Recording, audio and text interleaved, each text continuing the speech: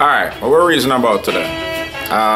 We're reasoning about the World Cup. Right now it's that time of year where sports fans, football, soccer fans in particular love.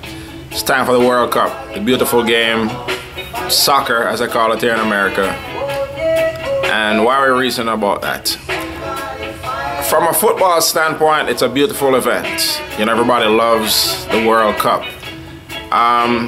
As the World Cup now is taking place in Brazil, a nation with I think 5 or 6 World Cup titles and are just football, soccer crazy.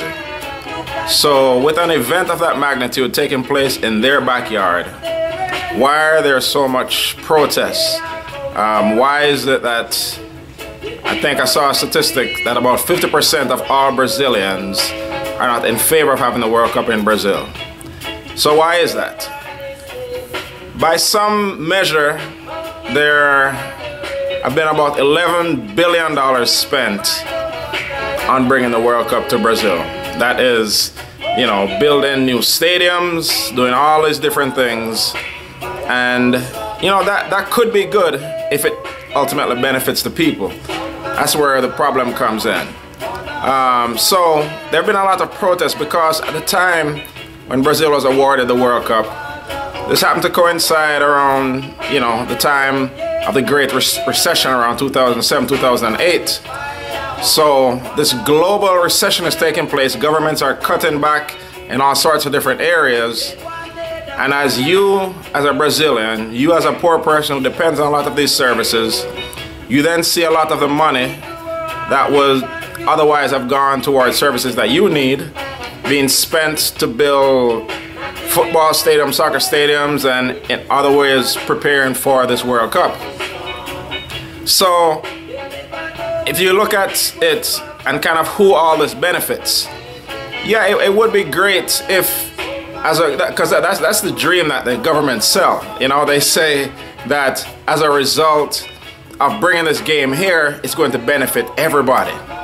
But does it really benefit everybody? When you think about it, for constructing those stadiums, right? You know, you have contracts that go out to, you know, probably a lot of foreign companies as well. You know, it's a pay-to-play business, and benefiting many other people, except for the poor people. I'm sure there are a few construction jobs that benefited some not necessarily well-to-do Brazilians, but by and large, it benefits strictly much the upper class.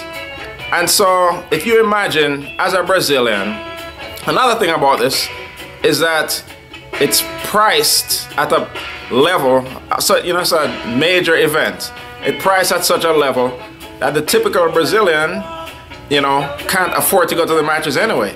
Yeah, you love the game, you love the team and all that, but you can't even go to the games. So I mean, that's the shame of it all. It reminds me of, you know, when I went to the Cricket World Cup in the Caribbean a few years back. And it was a similar situation. You know, by the rules of the, you know, cricket's governing body, you have to have stadiums of a certain quality and this and that. So Jamaica, Barbados, Trinidad, all these countries go and, you know, but fix up existing stadiums and spend all this money on it. But when we actually went to the event, to the cricket matches, the tickets were so high for a typical salary that people couldn't afford to go. So it was a shame sitting there in those stadiums, thinking about the amount of money that were spent in building those stadiums. People there can't afford to go to the matches.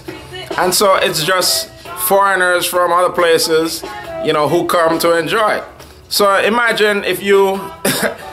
is the equivalent of somebody coming to your house and having this big enormous party in the backyard with, you know, DJs, bands, all that right there in your backyard, but you are not allowed to go to it.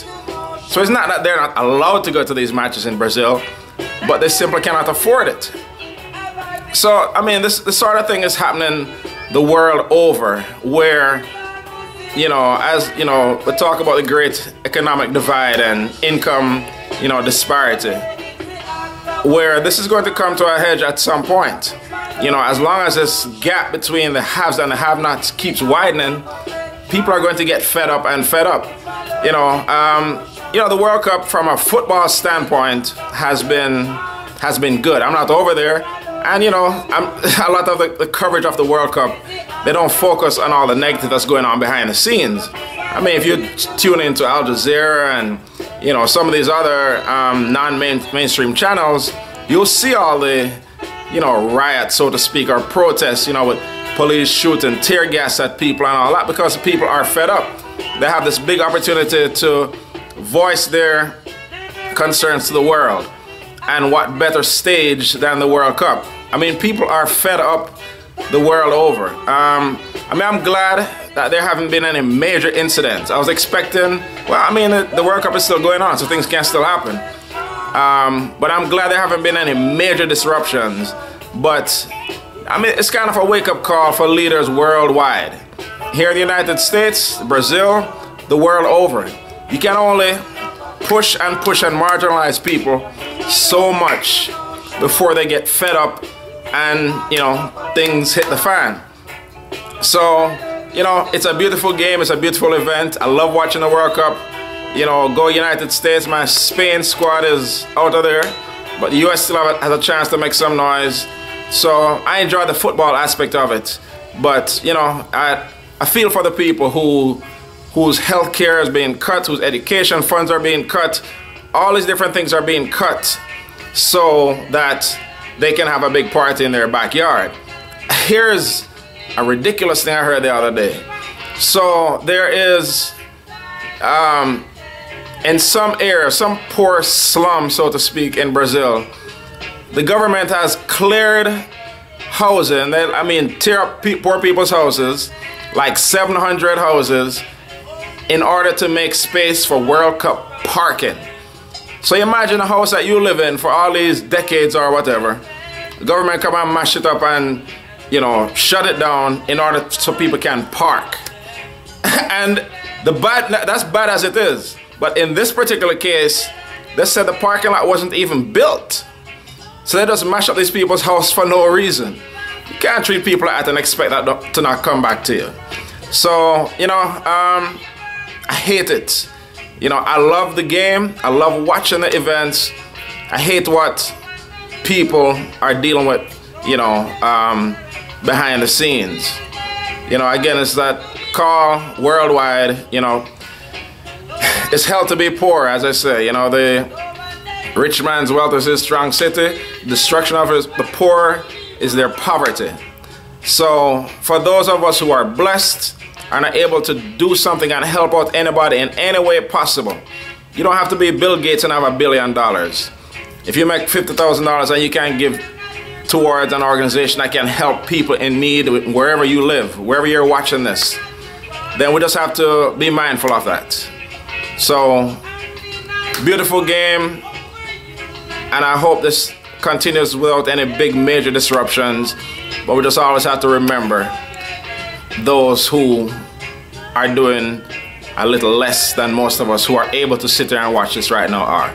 So that's my reason on the subject about the World Cup. So just keep, you know, those who are going without in your prayers. All right, one love.